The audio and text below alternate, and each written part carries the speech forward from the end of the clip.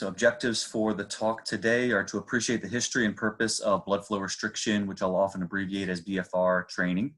We'll also discuss the physiologic basis of BFR, review tourniquet use and safety, and go over a laboratory session of how to apply BFR in the setting of outpatient physical therapy.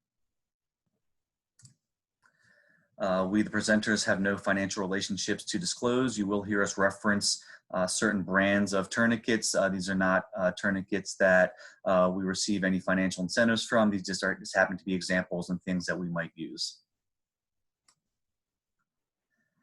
So just a basic definition, blood flow restriction or BFR training is the application of compression to the exercising extremity for the purpose of reducing arterial and venous flow. So there's often confusion of when we apply a tourniquet for the purpose of exercise, what are we actually doing? And you'll see in the laboratory session how we can manipulate the settings on the tourniquet device to precisely occlude certain percentages of arterial flow. And the goal, though, is always complete venous flow, and we'll discuss that a little bit as the presentation goes on.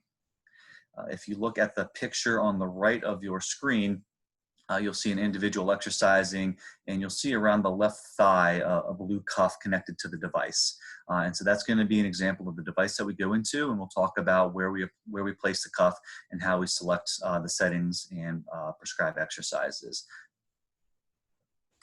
So just to back up a little bit and go over the history, BFR was originally described by Dr. Sato as early as 1966 in Japan, and he termed it something called Katsu training. And that's Dr. Sato on the right of the screen there. So he was an avid bodybuilder as well as a physician. And he discovered this concept based on his own personal experience. So while kneeling during a Buddhist ceremony, he got the sensation of muscle swelling in his lower extremities. And some of you might understand what that feels like if you've ever been kneeling for a long period of time or sitting in a position that potentially is reducing your arterial flow to an extremity. You might feel the sensation of swelling, which might be similar to what is felt toward the tail end of strenuous exercise. And so Dr. Sato explored this a little bit and developed something that he termed Katsu training, which is the most original documented use of blood flow restriction as we know it today. More recently, though, it's become very popular in the United States. There's a gentleman named Johnny Owens who works with wounded warriors for various DoD departments and branches. And what he found is that as our surgical techniques became better and resulted in more salvage of limbs versus amputation, these individuals were often having poor functional recoveries. And so he and his group were tasked with looking for alternative methods to traditional rehabilitation and exercise, to see what could be done to improve function for these individuals with pretty significant blasts and traumas related to various conflicts. And so his group began looking through the literature, and they'd stumbled upon Katsu and Dr. Sato's work, and they began to explore the usage similar to what is seen today. And certainly over the last several years, it's been rapidly growing rehab applications in sports, orthopedics, and cardiovascular PT. And those are some of the applications we're going to discuss in our presentation now. So as physical therapists, we encounter a very difficult problem after somebody becomes injured. What we find is that there's significant muscle atrophy after any type of injury, surgery, or immobilization. And so think of a limb that's been in a cast for a long period or a brace for any period. Think of anybody who has altered weight bearing due to a surgical procedure or due to an injury. Similarly, think of somebody who's been hospitalized with a significant disease process and may be on bed rest or is unable to be out of bed at their usual level for any period of time. And also what we often see or hear about when we think of astronauts who go into space and some of the negative effects of what happens to their bodies. And what ultimately happens is that we lose about 10% of the cross-sectional area of our muscle and about 30% of muscle strength with just 2 weeks of immobilization. And unfortunately, that results in what's termed as a state of anabolic resistance, which really means it's an uphill battle, that the longer we've been immobilized or injured, the longer it takes to rebuild our muscle system because there's a diminished protein synthesis capacity. So in rehab, we often come into this paradox where injured tissue needs exercise to recover, but might not tolerate exercise at the necessary intensity for adaptation or recovery. And this is exactly where BFR might come into play. And we'll talk about why BFR is an excellent choice in the rehab setting to negate some of the negative effects of immobilization or injury. So from a physiologic perspective and based on some of the American College of Sports Medicine publications and guidelines, we estimate that we need at least 70% of one repetition maximum load or intensity of an exercise to induce muscle strength or hypertrophy. And one of the benefits of doing BFR is that we can create a metabolic stress that's similar or analogous to that with a low mechanical stress. And what we can ultimately result is similar strength and hypertrophy gains to heavy load training while exercising with lighter weights, essentially.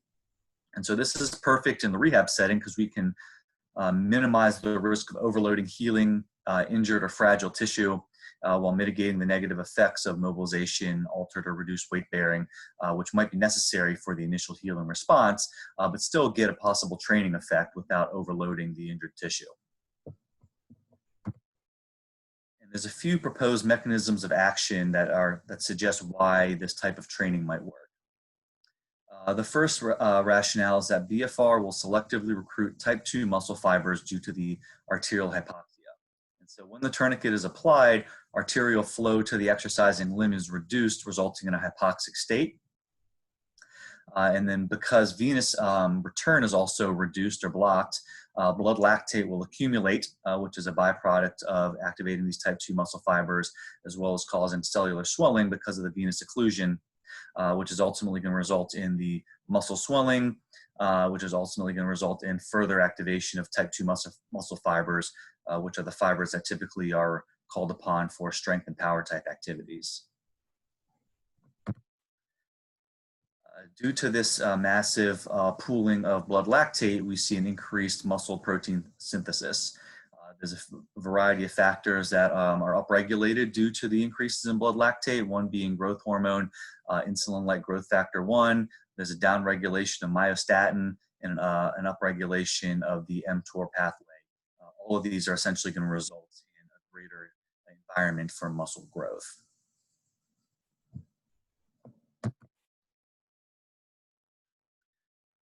A few other basic science findings that have been observed are increased bone formation. Using BFR has been linked to upregulating vascular endothelial growth factor, as well as improving muscle and cardiovascular endurance by increasing mitochondrial density and VO2 max.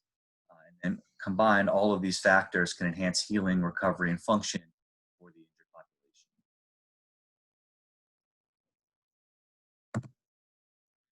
At the University of Maryland, we are participating in what has been termed the REPAIR study, Rehabilitation Enhanced by a Partial Arterial Inflow Restriction. It's a major extremity trauma and rehabilitation consortium study funded by the Department of Defense. It's a 6.5-year randomized controlled trial for the rehabilitation of femur fractures at 9 sites across the United States, comparing outcomes in these patients for individuals selected to the BFR group versus controls. And so that study is currently underway, and we look forward to being able to share those results in the not too distant future. And so just to pause and just kind of wrap up the introduction a little bit, BFR is a modality or an exercise technique that's been around for quite some time, though it's become more popular in recent years. There's a variety of applications. Specifically tonight, we're going to talk about using it for outpatient physical therapy, rehabilitation of musculoskeletal injuries, and just know that there's a growing body of evidence, some of which we're excited to be participating in right here in Maryland. So with that, we're going to take a short pause, and if there's any questions from the group or anything in the chat, we're happy to field those now before I pass it off to Dr. Rowland.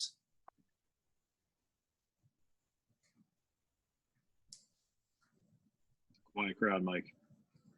All right. All right, I'm going to go ahead and stop it, and then Rob, you can add on from your side. Yep.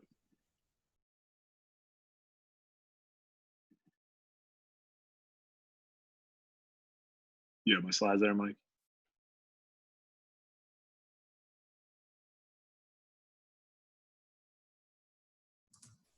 And now you're full screen. You hear me too? Yep. All right. So I think one of the primary issues that comes up when you start talking about blood flow restriction is the safety that comes along with wearing a tourniquet and exercising. So I think the primary areas that come up is what response does the heart have in response to blood flow restricting training? What is the factor or the risk factor of getting a clot with doing exercise with a tourniquet on? What kind of changes might happen downstream in your vessels and your limbs with doing chronic or acute tourniquet training? And then just safety of wearing a tourniquet, right? Like I think we in the rehab field, we get a little bit scared of wearing a tourniquet. We hear about demyelinating injuries that you never recover from. So what does the data say about safety of doing BFR? So if we remember first, if we use restrictions or risk factors for just regular resistance exercise, a lot of those kind of correlate with the same restrictions that you're going to have with BFR. So image in the bottom left is going to be from a McDougall article all the way back in 1985. And what that chart is representing is blood pressure response and heart rate response to a double leg press at 95% of 1 RM. And you can see during those 9 repetitions, blood pressure is spiking well over 300 millimeters of mercury, and heart rate is getting close to 170 beats per minute. So getting pretty close to maximum heart rate with just heavy resistance training. So when we start talking about blood flow restriction at very low loads, like Mike's talking about 20 to 30% of 1 RM, they're probably going to mimic similar changes that we already get with resistance training. So if you use those same safety guidelines that you would use for resistance training, you're probably on the right track when it comes to BFR. Right side of the screen is a figure from a Takano article in 2005. So here we're actually comparing, so again, you're using the term KAATSU, which just interchange that with BFR, but looking at all these hemodynamic changes that occur during exercise with BFR and without BFR. Limitation of the study is it looked at low intensity with and without BFR. It'd be interesting to see what high intensity or greater than 70% 1 RM exercise would look like with these variables. But as we see on the right, there's significant changes in heart rate, blood pressure, and cardiac output with exercise, whether you're using BFR or not, whether there's a tourniquet in place or not. I think the interesting one to point out from that chart is you see down at stroke volume there, about 2/3 of the way down on that chart, stroke volume significantly decreases with blood flow restriction, which makes sense, right? Because if we go back to our heart physiology under the top there, heart rate times stroke volume is going to give you cardiac output. So if we look at cardiac output, we see it goes way up with or without blood flow restriction when you're doing exercise. But if stroke volume is going to drop when you're doing it with BFR, there has to be a concomitant rise in heart rate that you see at the top there. So I think that has implications for what Mike was talking about, the cardiovascular adaptations that happen with BFR. It's a little bit beyond the scope of an introductory talk, but I think it's kind of interesting to think about when you simplify just that heart rate plus stroke volume equals cardiac output. If you reduce that stroke volume, heart rate has to compensate to maintain that same cardiac output. So if you do exercise with BFR, you're going to almost artificially increase heart rate and get a cardiovascular response from that. One of the issues when we talk about safety with BFR is the quality of research out there now. So if you just look at the pool of research from about 20 years ago to the last year, the amount of studies that have occurred have significantly gone up. A lot of that due to Johnny Owens kind of leading the way with pushing these clinical trials. But as of this Nascimento article in 2019, this review, they make a few conclusions here. They're saying short-term BFR does not exacerbate activation of the coagulation system. Also saying it doesn't enhance fibrinolytic activity, that it's safe for young and healthy adults. And then there are also some of there was 9 studies, randomized control trials and non-randomized control trials that were looked at. And one looking at middle-aged people with stable ischemic heart disease, and they found that BFR was safe in that group. But the quality of these articles overall was deemed to be of lower quality. So you kind of take all this with a grain of salt. If we look at one of the articles from that review, this is from Clark et al. 2011. So we're looking at some acute changes in things like nerve conduction velocity, pulse wave velocity, which is going to be like a measure of arterial stiffness, ABI, which is a measure that should be familiar to us, and look at those acute changes. And what we see is whether you train with BFR or without BFR, and this is comparing high load non-BFR to low load with BFR, there's not significant differences in changes pre-post training. What we do see, this circle there on the right of the screen, is TPA is actually increased acutely after both modes of exercises. So there's this sort of protective response that our body has when we do heavy resistance exercise, and it appears with low load resistance exercise with BFR that's going to kind of combat those clotting factors that you might be concerned with when doing BFR. Two other studies here. Again, because a lot of these studies are done in healthy adults, so it's hard to extrapolate this to people that might be walking into our clinics. So first one here is looking at low intensity resistance training with blood flow restriction. It was 40 healthy elderly adult subjects, 71-year-olds on average. So you can see some of the factors that increases that vascular endothelial growth factor that Mike referenced earlier, norepinephrine, growth hormone, and the conclusion from that Shimizu article in 2016 is showing that there's improved vascular endothelial function and improved peripheral blood circulation. So an improvement in these factors kind of with low load with BFR. So seems to be safe and healthy elderly people.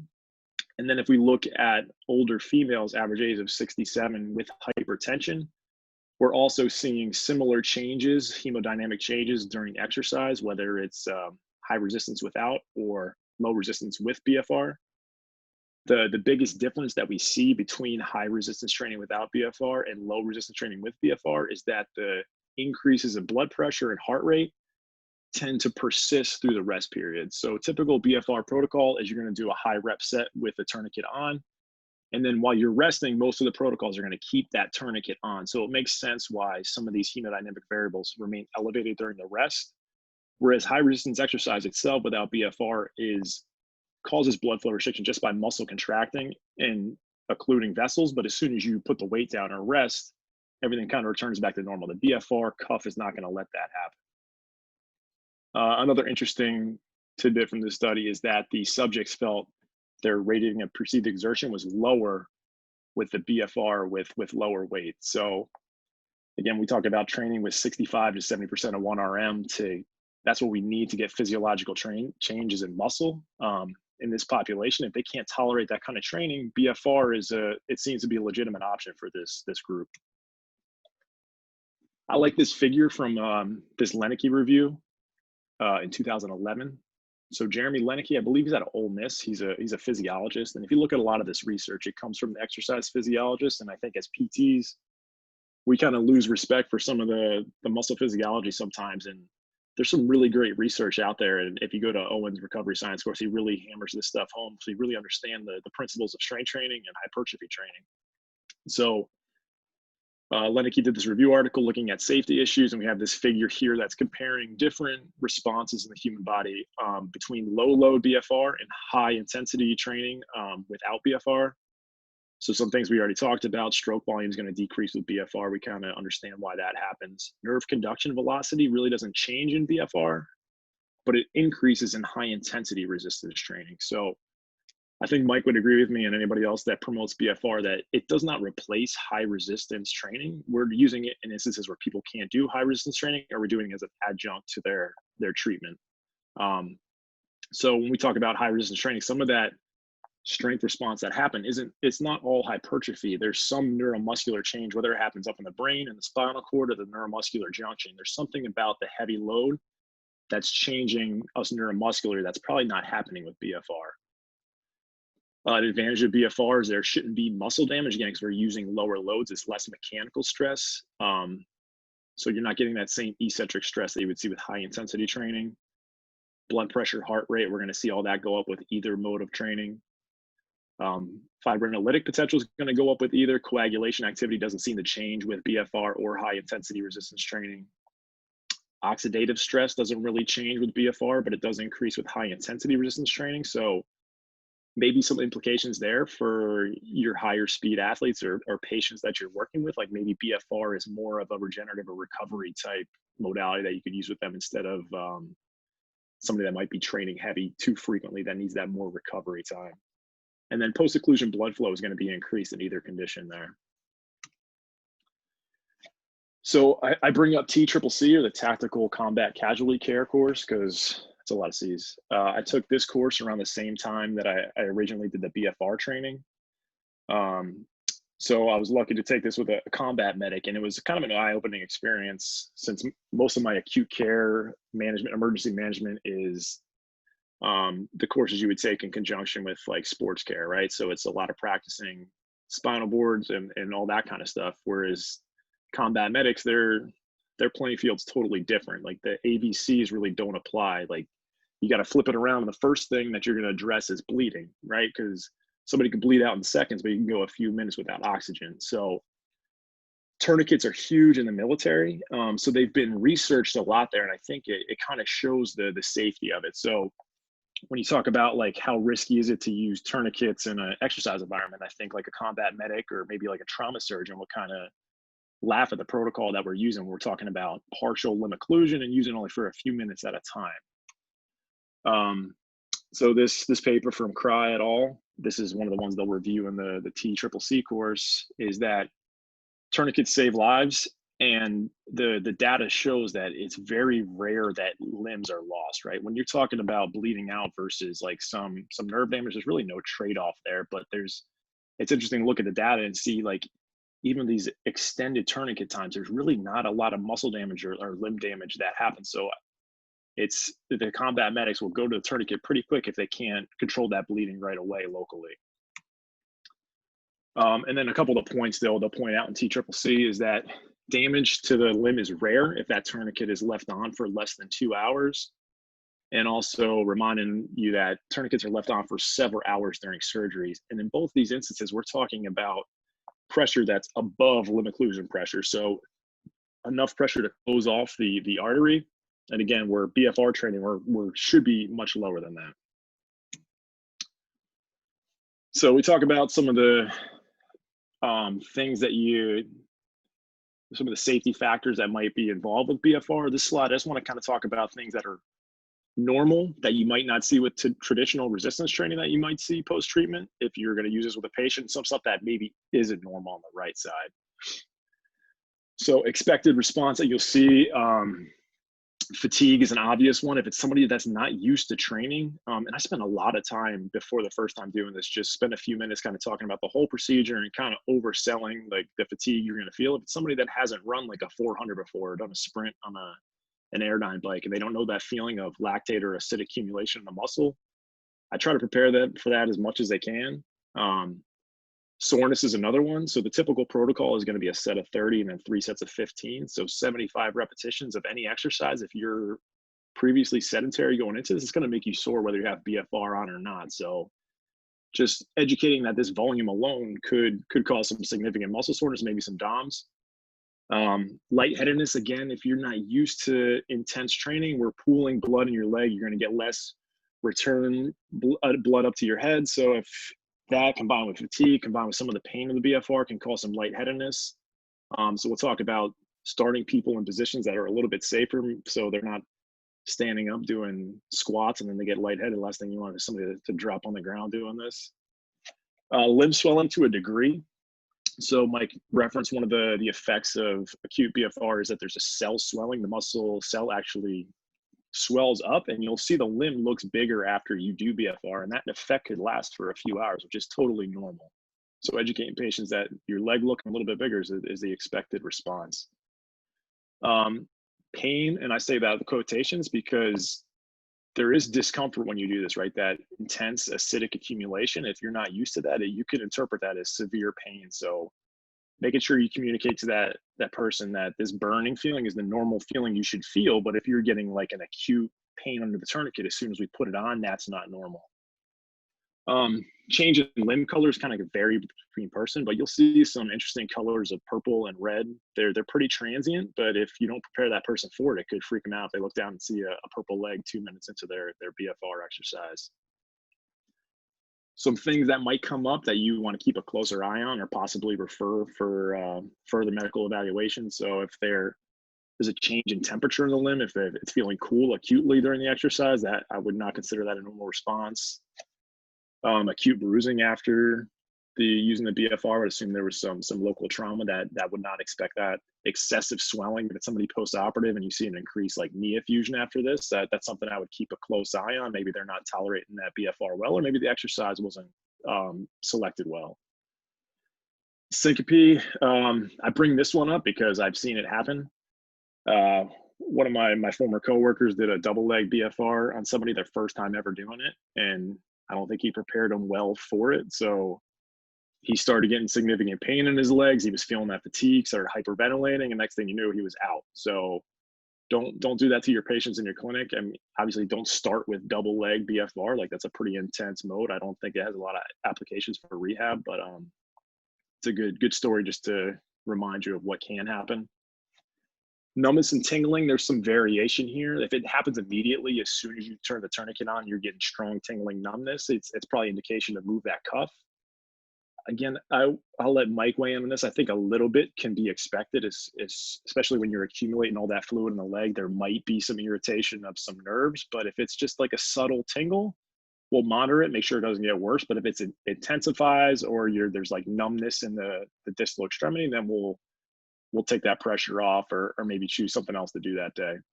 And then always inspecting the skin under the tourniquet. So a tight cuff that's on your leg or arm and you're moving underneath of there could be abrasion. So making sure you're not compromising the integrity of the skin while you're doing this. So how do we minimize some of the risks that come along with this? One thing that's very important is tourniquet selection. So depending on what system you use, there should be a variety of cuffs that come with it. And you want to make sure, depending on whether you're going upper or lower extremity or the size of your patient, the size of the limb, that you're selecting the correct size. So if we look at tourniquet guidelines, we're looking for about 3 to 6 inches of overlap. If there's too much overlap or not enough overlap in that cuff, you're going to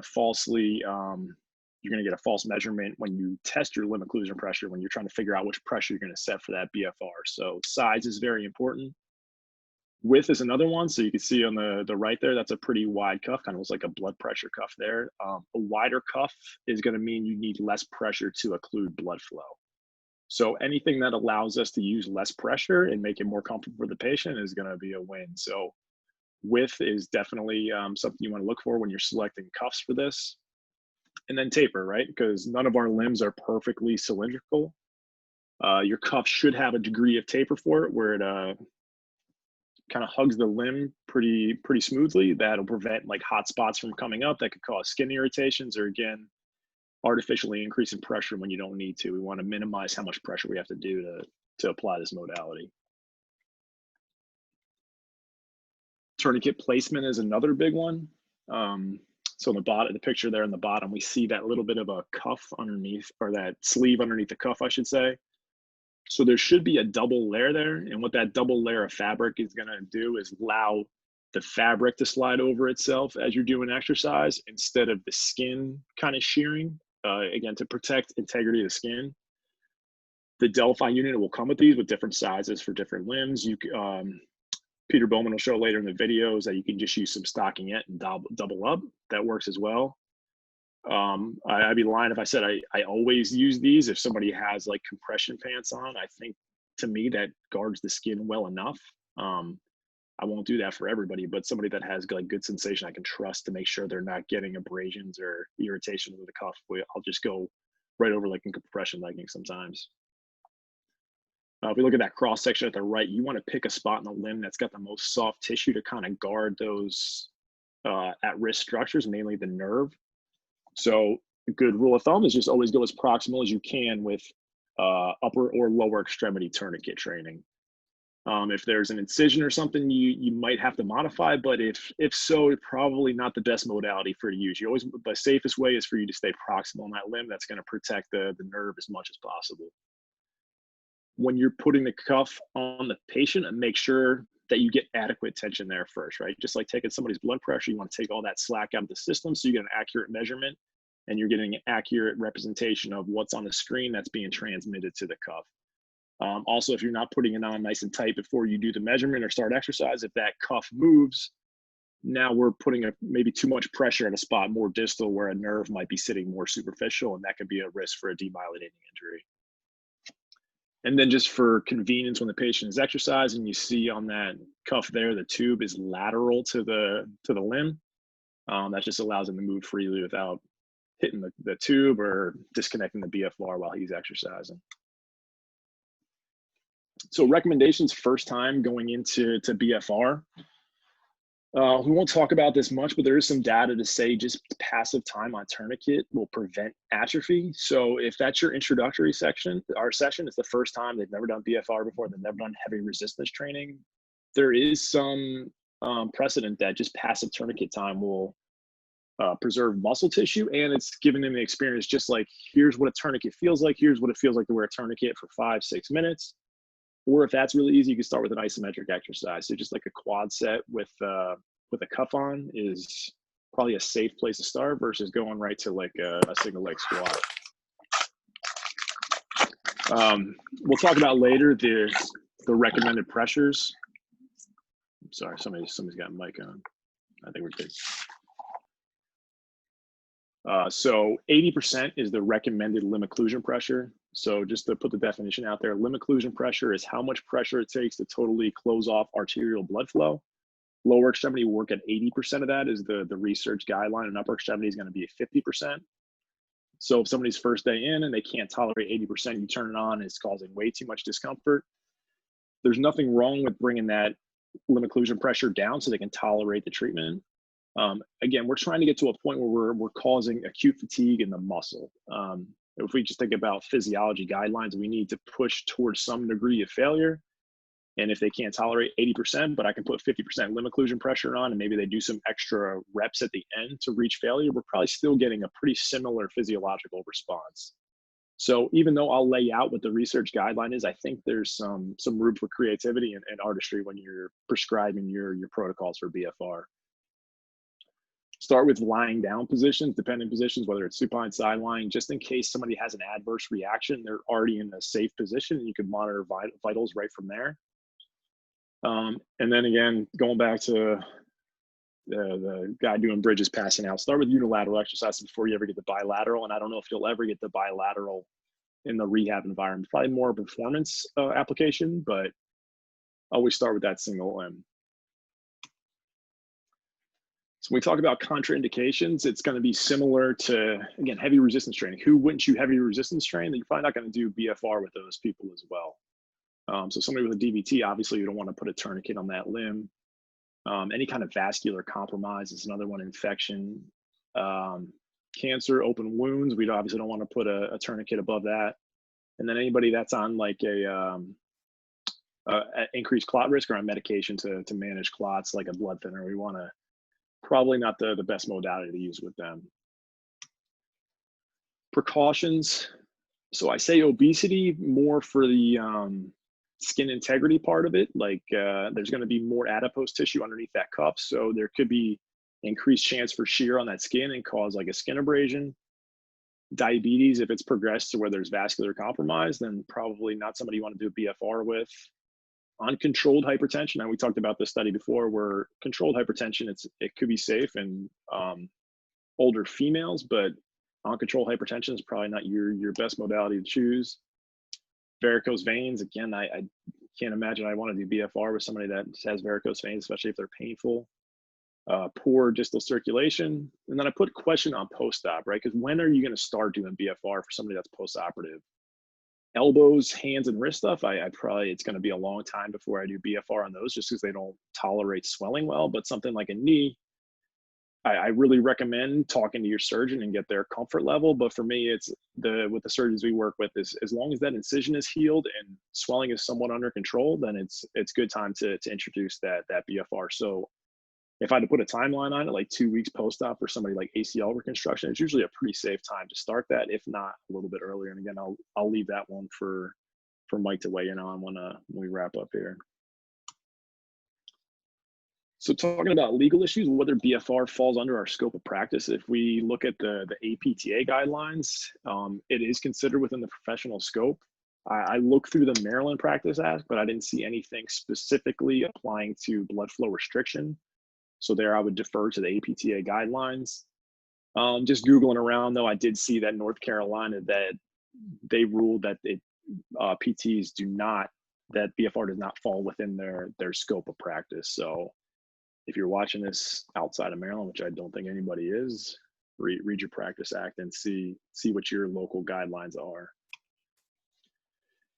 Billing always comes up, right? Because if you're going to invest a lot of money in a system like this, you want to make sure that it's going to pay for itself over time.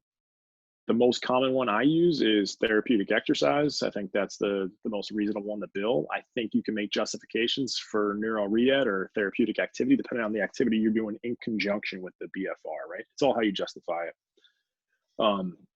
If we look at the definition of vasopneumatic devices, even though the Delphi unit is going to use pneumatic pressure to control that cuff, if you look at the definition, it doesn't qualify under that billing unit.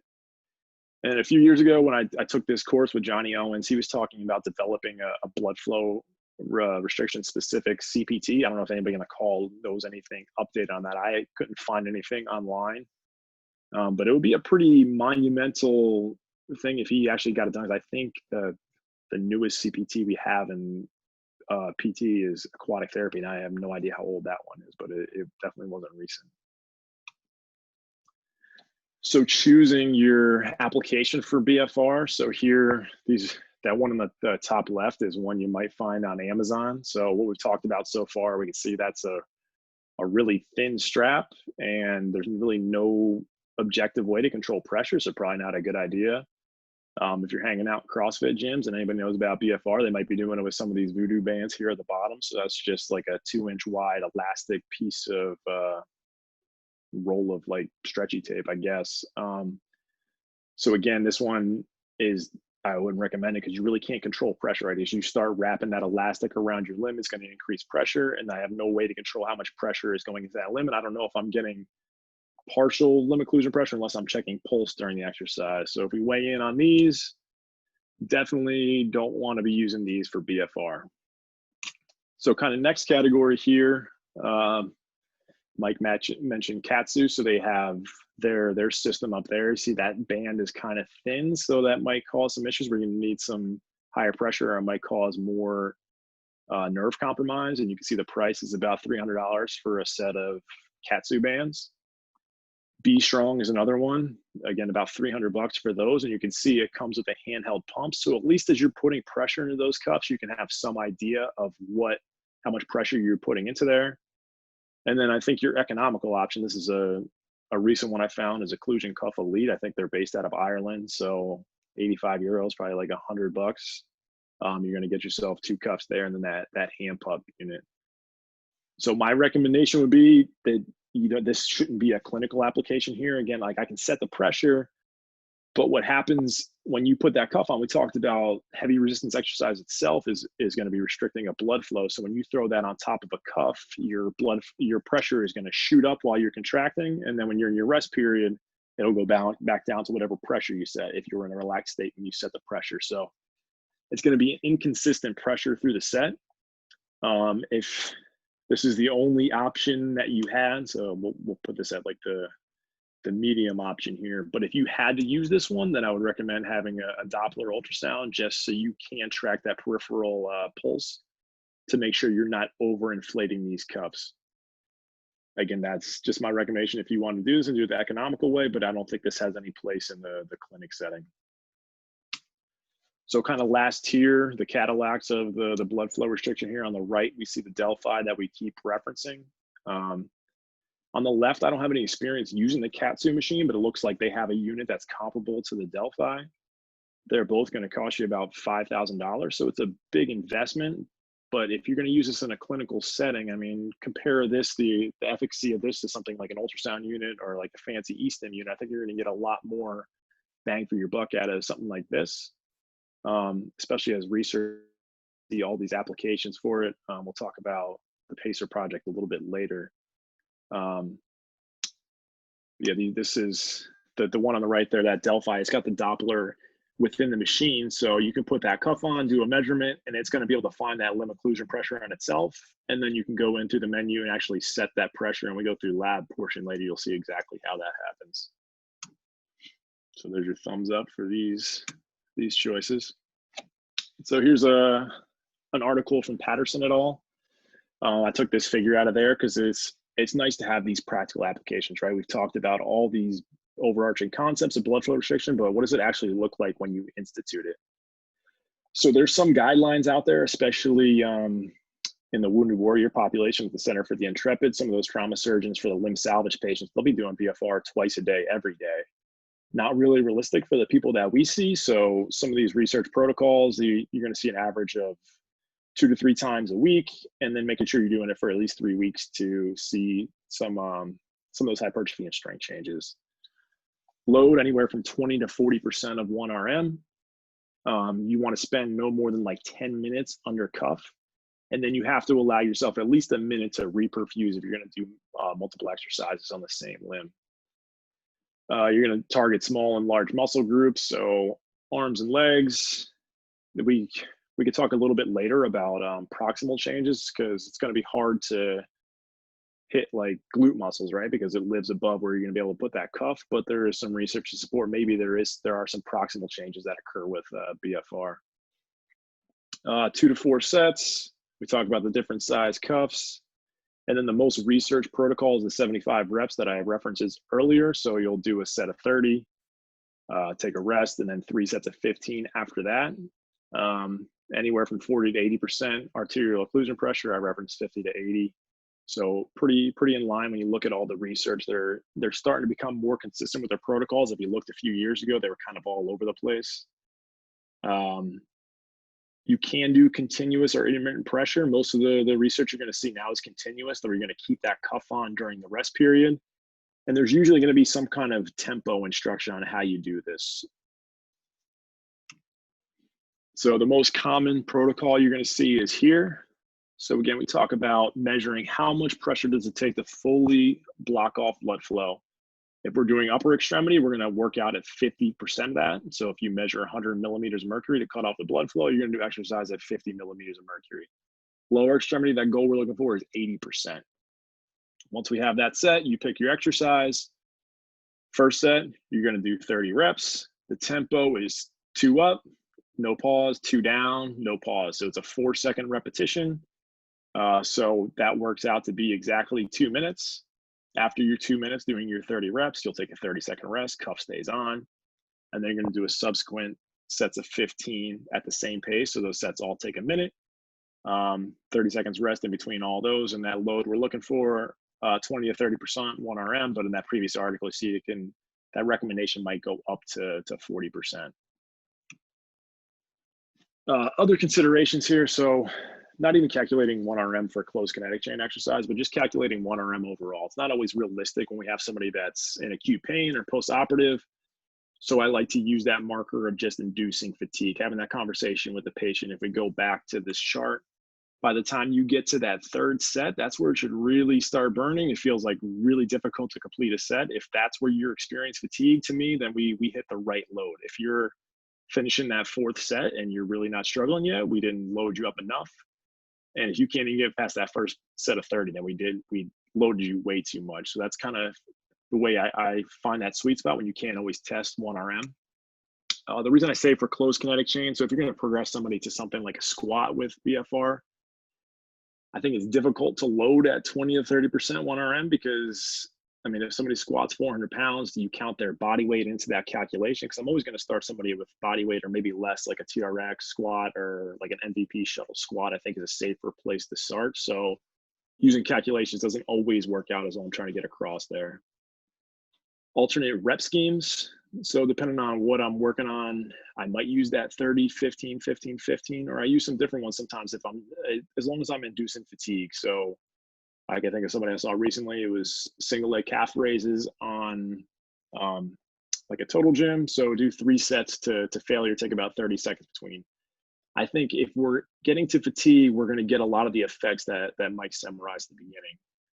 You'll see some PTs kind of do a combo with NMES, and I think there's a little bit of research out there. This isn't one I use, but it's also an option if you want to kind of like optimize treatment and save time doing some NMES to increase quad activation on top of BFR. Maybe we're getting quad activation on top of hypertrophy at the same time, and you're giving that patient a huge dose of treatment within that 10 minutes.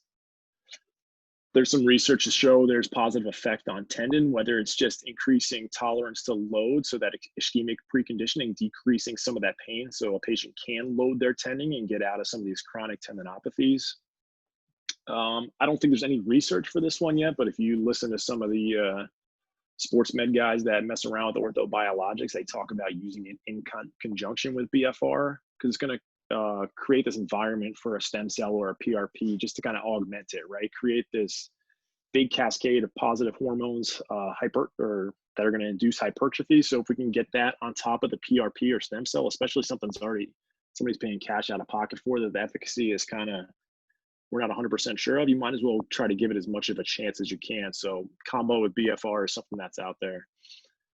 We talked about using it as a regenerative means. So if we're working with athletes, somebody's really like just beat down that day, it was a day you had them planned for doing some heavy training, maybe using the BFR. So you're still getting a rehab effect, but it's more regenerative, that it's not causing that same mechanical stress and not that same oxidative stress. So there's even some of the pro guys that are using this for guys that aren't injured just on recovery day, something a little bit more active than like a Normatec or a cold bath.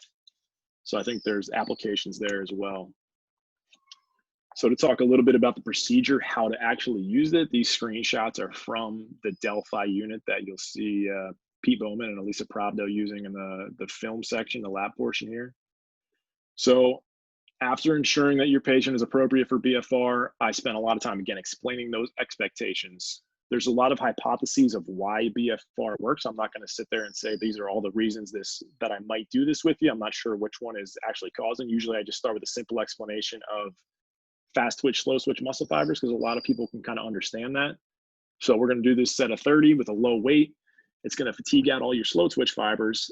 And then once they're fatigued, you're going to be under tourniquet, so they can't recover. There's an accumulation of metabolites. You can't get oxygen there, however you want to say it. And then those next 3 sets of 15, you're going to have to use your fast twitch or high threshold motor units to complete this. Even though we're using a light weight, we're still going to stimulate those big high threshold motor units.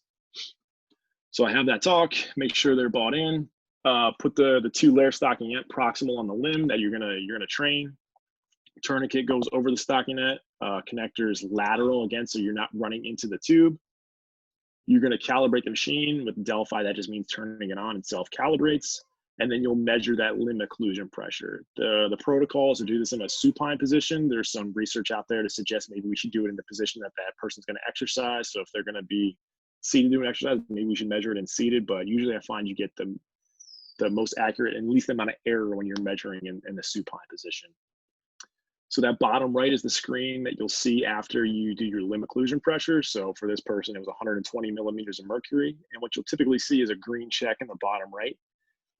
Make sure you hit that, because it's going to save that pressure, or else it just defaults to 150 millimeters of mercury or whatever you have your default set to. So you'll hit that save.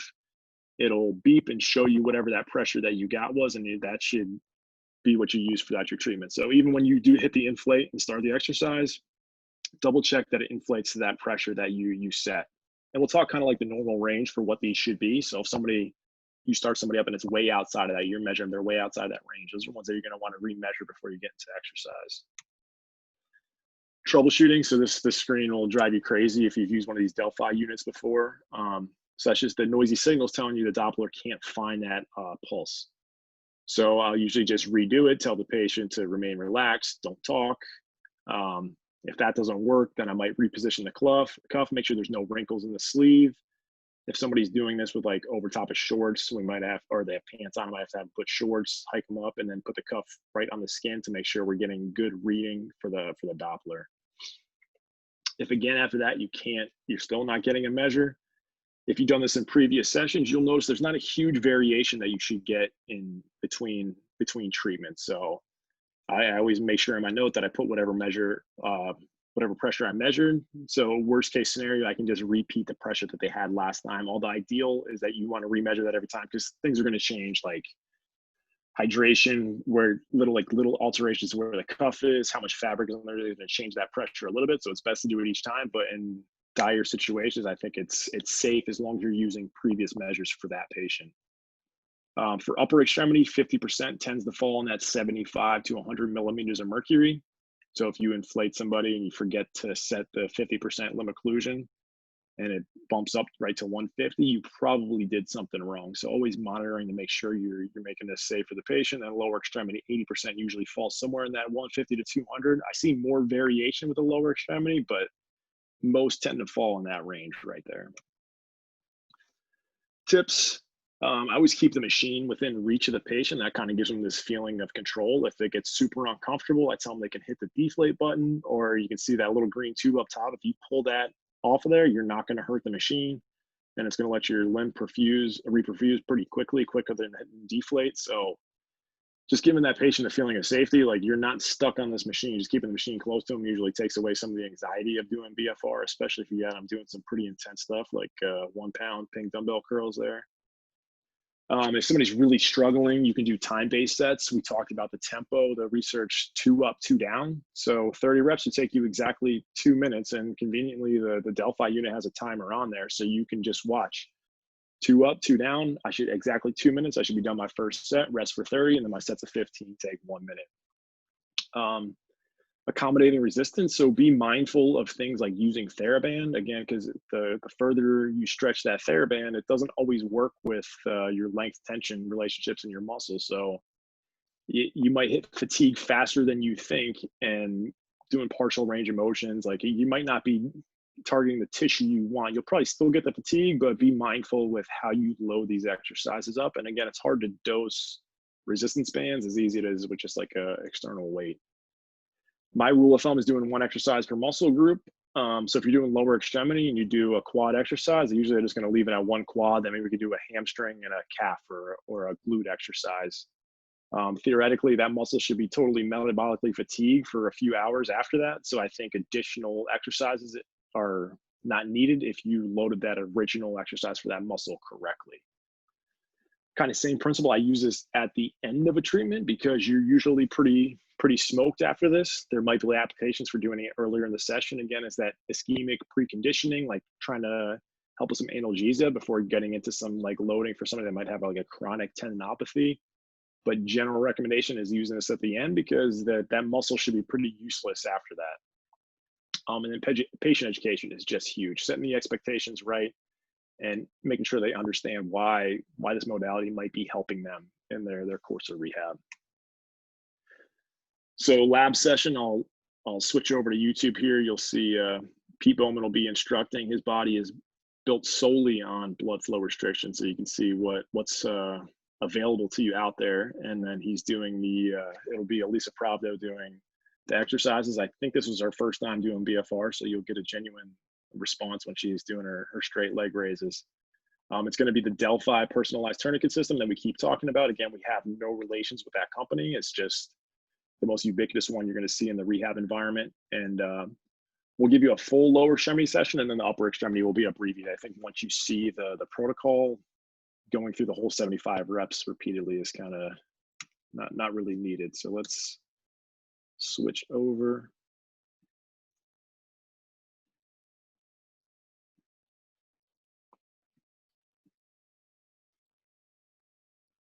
Mike, can you give me confirmation that YouTube's up there? Yep, it's up. All right, I'm gonna start playing. Just let me know if the volume comes through.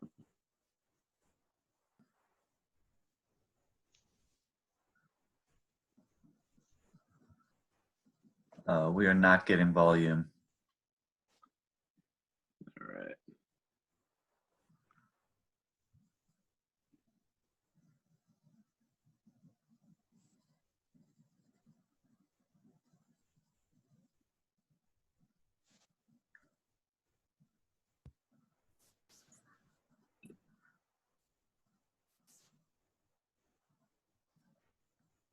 How about there? Still not volume. I'm gonna try disconnecting my headphones, Mike. But if that doesn't work, I might have you try to play it.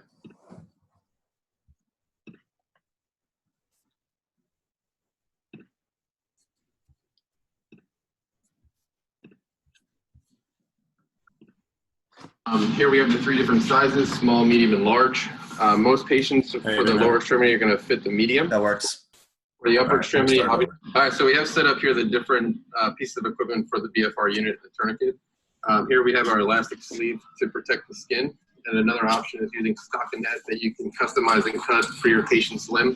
You always want to make sure when you're using BFR that there is some protection between the skin and the actual tourniquet device. Here we have the 3 different sizes, small, medium, and large. Most patients for the lower extremity are going to fit the medium. For the upper extremity, obviously you're going to probably use the small. There are some individuals that have very good sized legs that you would use the large for. If you're ever in question on what size to use, just get a tape measure out and just measure the the girth of the limb. And on each different size, it'll tell you which measurement the patient is, if they're large or medium. So we have Elisa over here. She's gonna put the skin protection sleeve on as high as she can go. While she's doing that, I can show you real quick how to turn on the BFR device. The on button is here. We're going to wait for it to charge. The batteries within the unit that we have only charge while the device is on. If you leave it plugged in and it's not on, the battery does not charge while it's there. So here we have different settings. We have the heart setting here, which will go through the full occlusion pressure, and then you can modify 80% of occlusion all the way down to 60% or 0 if you need to. This is the time, and you can set the time for 10 minutes, or you can bring it down to 6 minutes, 5 minutes, whatever you're needing for that day for your patient. And then here we can go through later how you can modify the different occlusion pressure. And so Elisa over here now is set up with her sleeve on. And so we're gonna use the green, obviously the green protection sleeve matches up with the green tourniquet. And we want it to go as high as we can put it on the limb, always with the valve up, never with the valve down. You want it snug to your patient.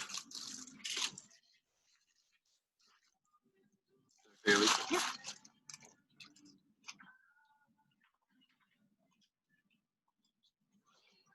Now we're going to attach the different pieces of equipment. So here with your metal insert is going to insert onto the actual device, and the plastic insert is going to insert onto the sleeve.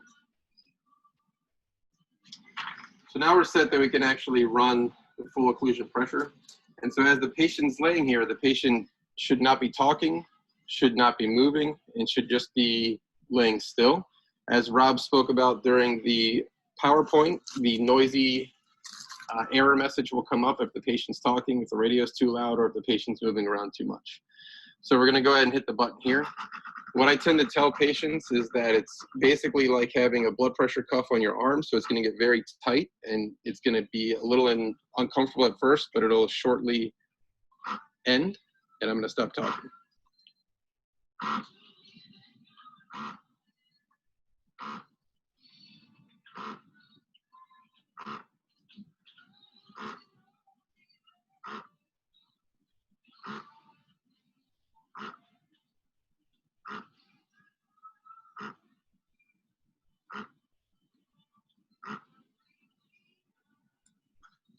All right, so you can see here the default is at 80% limb occlusion pressure.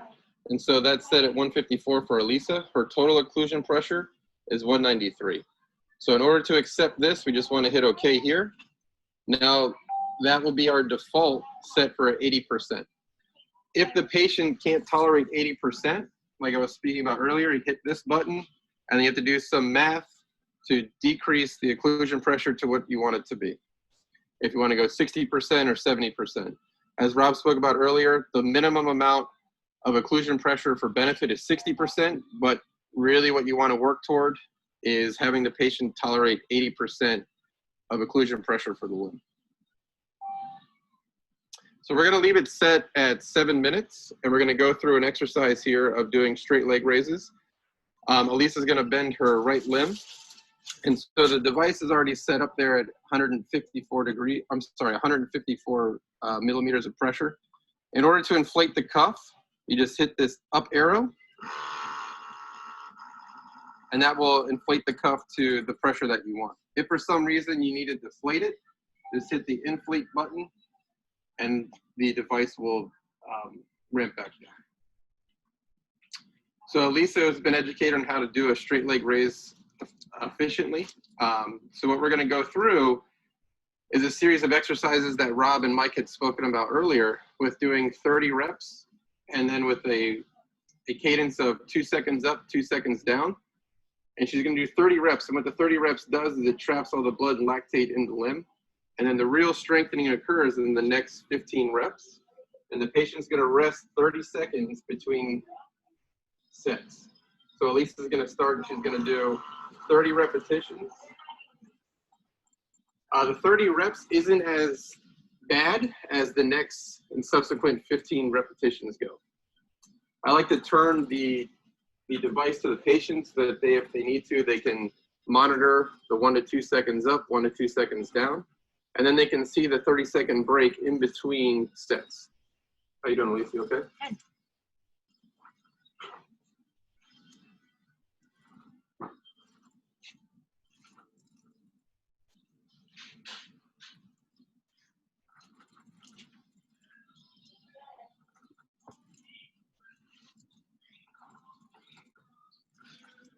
How many out there, Elise? That's 15. A lot of times the first time going through, so the patient will actually count for them because they get so distracted with how tight the tourniquet is on them that they can't actually keep track. That first 30 gets a little tiring. You're starting to get a little fatigued, I'm sure. And she wants a break, but it's not really going to happen.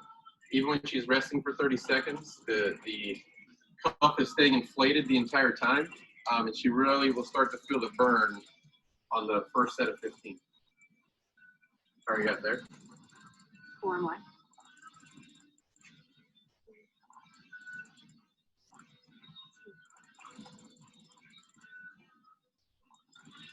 What's good to point out, you can see the difference here in her skin tone. So this is normal. Obviously with the occlusion of the blood, there's gonna be some differences here, okay? Sometimes patients, like Rob and Mike spoke about, may have tingling. If it gets too intense or they can't tolerate it, then we can drop that percentage down again if we need to.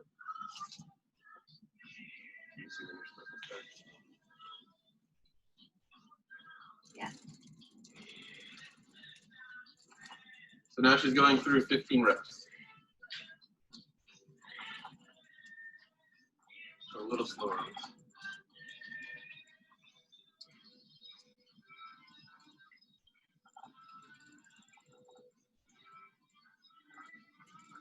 Doing okay? Yeah.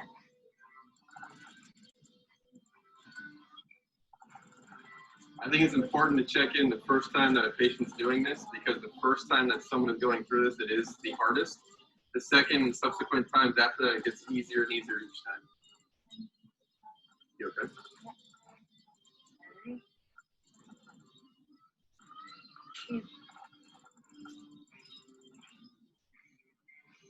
All right, so she is a 30-second break.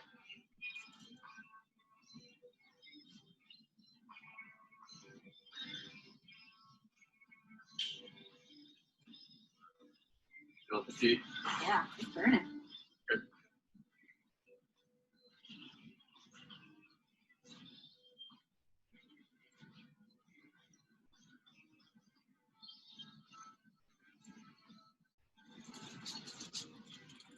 So here she goes on her second set of 15. A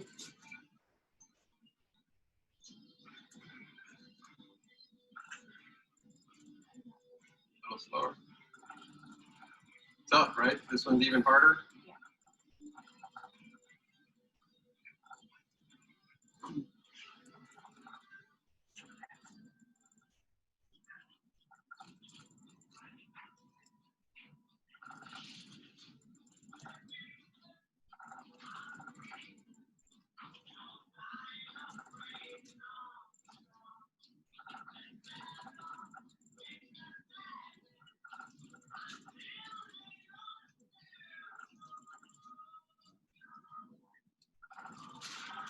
All right, now she thinks she's getting a break here with this 30 seconds, but she can really feel the fatigue, and this last set's going to be a little bit harder, right? It's funny.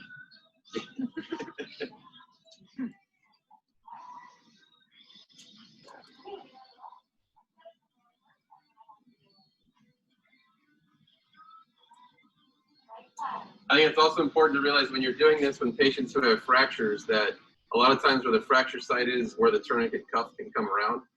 I'm sorry, where the tourniquet cuff is being placed. So just be mindful of that with your patients, that they may start to feel different pain or pressures as they're going through. Following an ACL surgery or different surgeries, they may not have that same sensation, but BFR is used for a lot of different injuries, pathologies, and surgical procedures.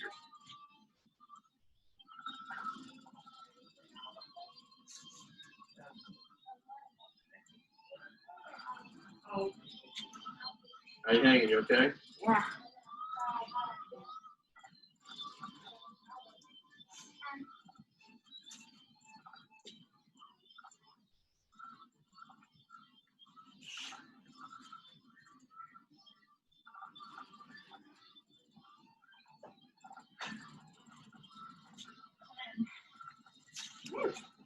All right, so Lisa did her 30 reps and then 3 sets of 15. We started 7 minutes, and she's right about at the cutoff point of 5.5 minutes. So we can deflate because we've hit our target of where we want it to be. Now the machine will automatically go into a 1-minute rest period here where you cannot reinflate until 1 minute is up to give the tissues the 1-minute break. After the 1-minute break, you can move on to your next exercise. Feels good, Elisa, doesn't it? Oh, yeah. All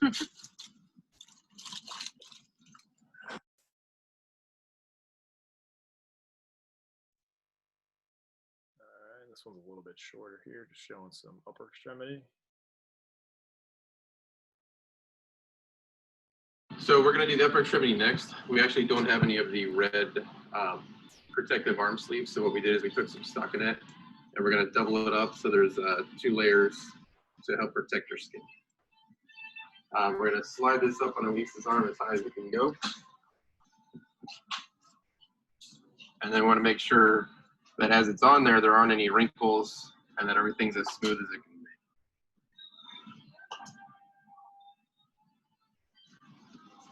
So again, as we're going through, you're going to place the cuff on, and again, you want the valve up. Okay. And then we're going to, again, attach the valve. So a couple of other pointers that we can go through here is if you go into the settings, and then you are able to select the heart rate, you can hit OK.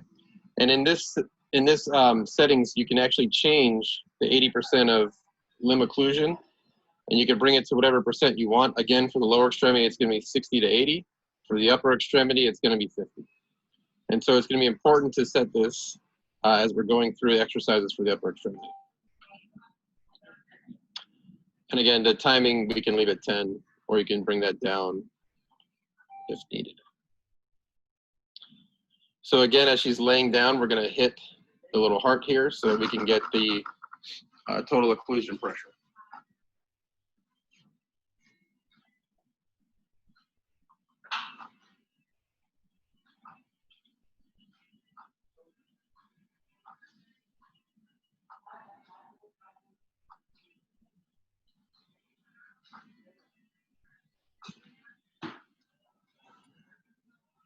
All right, so since we pre-selected 50%, it's going to tell us what 50% of limb occlusion pressure is right there.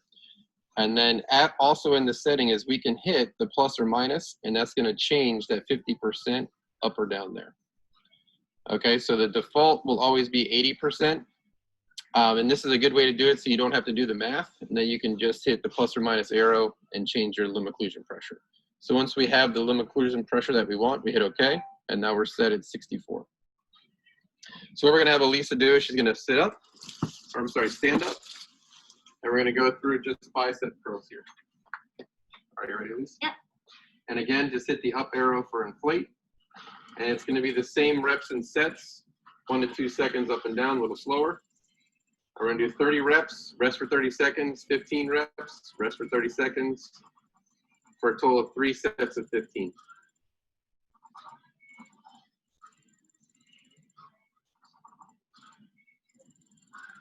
Doing okay?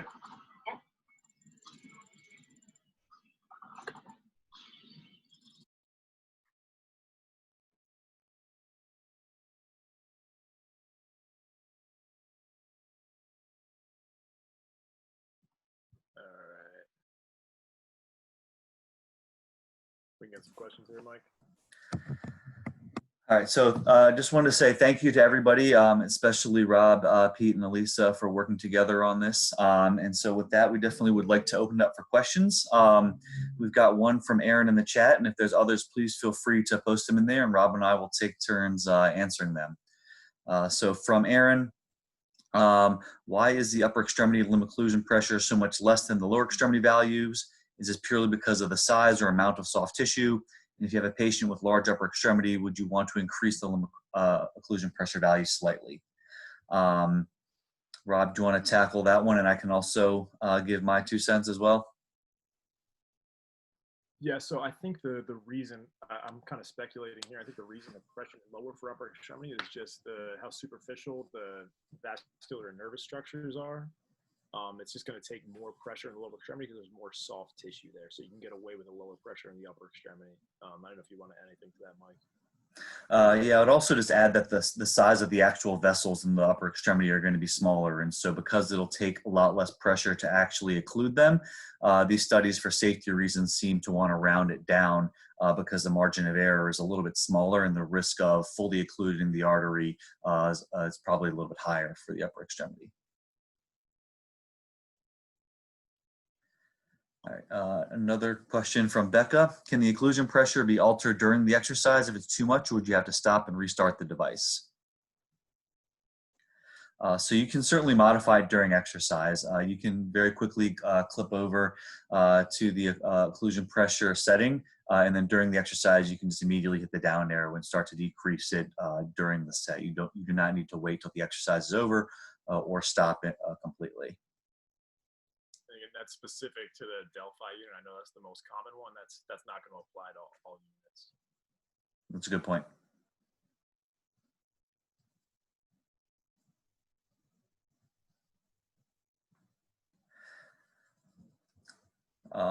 Well, if there's no more questions from the group, what I'll do though is I'll just share my screen, which will have all of our email addresses on there. So yeah, everyone is welcome to touch base with us if any further questions come up, and I'll also pan through our reference pages as well.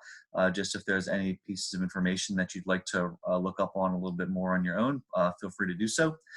These slides will be sent out by Lori later this week, and so look in your email for those. So I'm just going to go ahead and put that up.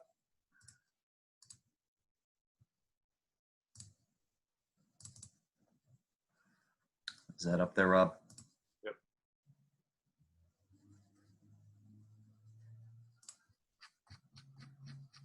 So Elizabeth asked, what does the PTP acronym mean? So that's Delphi's kind of abbreviation for personalized tourniquet pressure. So I think Johnny was trying to come up with a whole set of terms to justify why it needs its own CPT code. So LOP, limb occlusion pressure, and then PTP is going to be your personalized tourniquet pressure when you're doing exercise.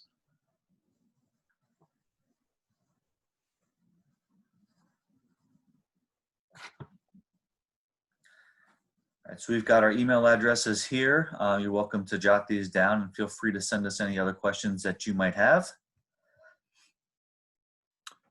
And as well as we've got our list of references that'll be included with the slide deck as well. You got another question here, Mike. So is hypotension a caution as with dehydration? My answer to that would be both of those would be precautions, not just for BFR, but for exercise in general as well. And so if somebody is severely dehydrated, if somebody has a known issue with hypotension, those would be patients that would be very cautious doing the majority of exercises with, but certainly adding a tourniquet, another potential cause of some symptoms, or putting them in a position where it'd be very difficult to pause and take a rest break. I think those would be things that we would want to be cautious about. They're not immediate contraindications, but definitely things that I would want to be aware of if your patient has a known issue. Yeah, and remember that low resistance training that we're doing with BFR, we typically don't think of it as super taxing, but think of it as doing like high intensity exercise. So even like hypoglycemia before they come in the rehab, like I think that's another thing to be aware of, like doing intense exercise when your blood sugar is already low, you're increasing your risk for a side effect there.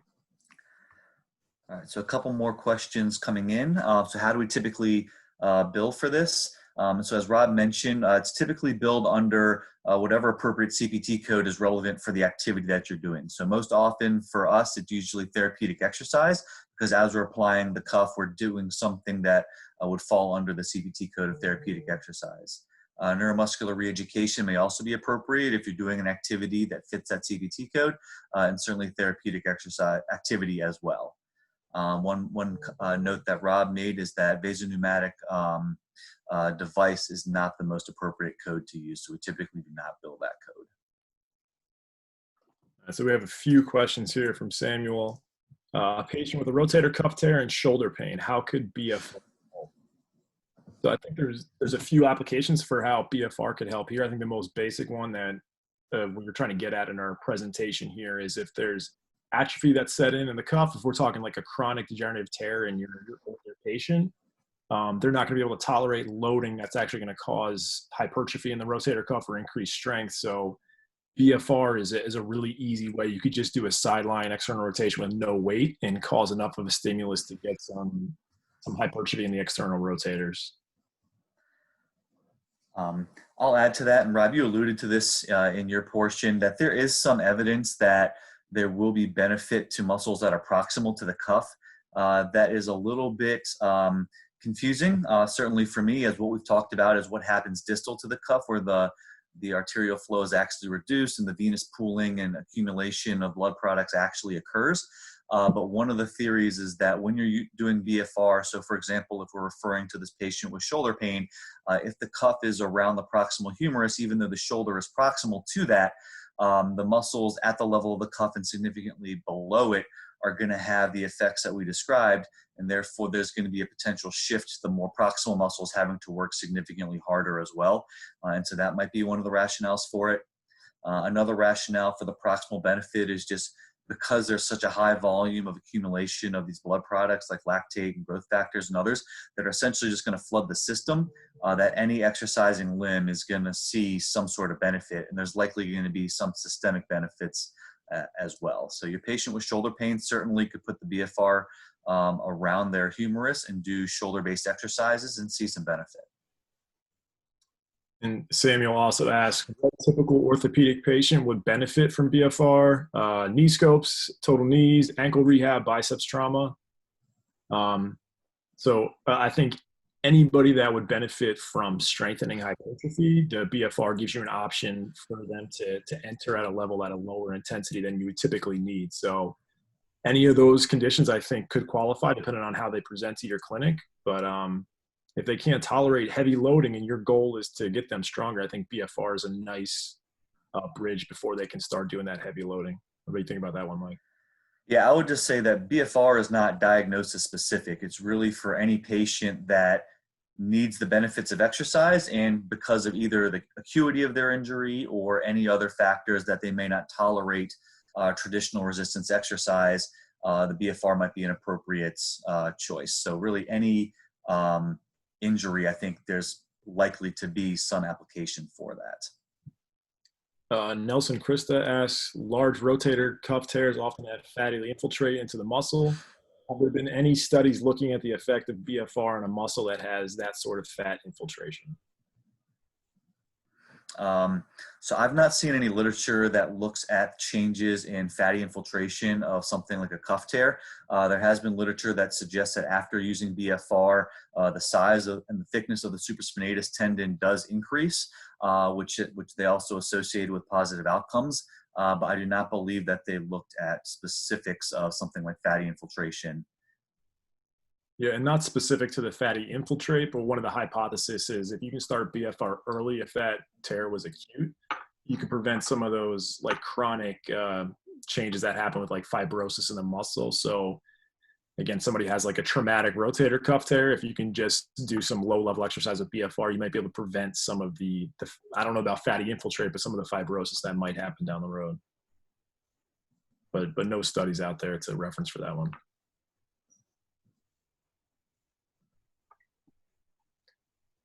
Has BFR been used with plyometric training? If so, what results have you seen with that style of training and BFR? How about that one, Mike? So I have used it with plyometric training, but just keep in mind that we are typically reserving BFR for anything that will be described as low load training, something that typically equates to 20 to 30% of 1 rep max. So when I have used it for plyometric training, it's been with often upper extremity assisted plyometrics or gravity minimized plyometrics, so something like horizontal on a shuttle press machine, where we do want to try and get some sort of conditioning effect or some activation of these type 2 fibers, but without overloading the tissues. And so if you are doing these plyometric exercises and you believe that they can be considered low load, I think the BFR is appropriate, and I have seen some good results with that. Yeah, I think that's taken it a little bit beyond the scope of what we've talked about, but just taking our principles, I think you could apply to plyometric training. I think what Mike brought up, doing it on like an MVP shuttle or something like that, is going to be a lot safer. Because we talk about plyometric in general, we're not training anywhere close to 70% of 1 RM. So doing like a squat jump with a BFR is probably not the safest option. That's not an exercise you want to work to failure with. But if you're doing it in a safer environment, then there might be, I think you can justify it depending on your rationale. Yeah, anecdotally, when I'm thinking about a patient that's doing plyometrics, it's often somebody that's toward the later stages of their rehab, where we actually do want the effects of gravity. We do want them to be loaded in an upright position. So they're often somebody that I don't use BFR, but I can't say that I have used it before. It's just not something I often do. Mike, why is the Delphi unit so expensive? Why do you make it so expensive? Because someone's got to pay for Johnny Owen's yacht club membership. No, it's an expensive piece of technology, mainly for safety reasons. One of the benefits of the Delphi versus the Voodoo straps and the Rogue bands is it is FDA approved, and the process of getting that approved as a device that is safe to use for exercise, I imagine, is an expensive process. All the patents and licensing that go along with that. As Rob mentioned, there is Doppler technology built in, and there are various safety cutoffs. So it's basically that has the same features as a surgical tourniquet. And so it is the safest option compared to some of these, Amazon or manual blood pressure or, air-based cuffs. And so I think that's the reason why it's ultimately so expensive. And if you pay attention there in the lab portion, you can hear that Delphi unit like constantly modulating pressure. So as the muscles relax, that tension is going to increase a little bit to maintain that limb occlusion pressure. And when you're actually exercising and a muscle is creating some sort of blood flow restriction, that cuff will let up. So it's not spiking pressure while you exercise. And you can hear how quick that machine's adjusting. I'm sure the technology to support that is not cheap.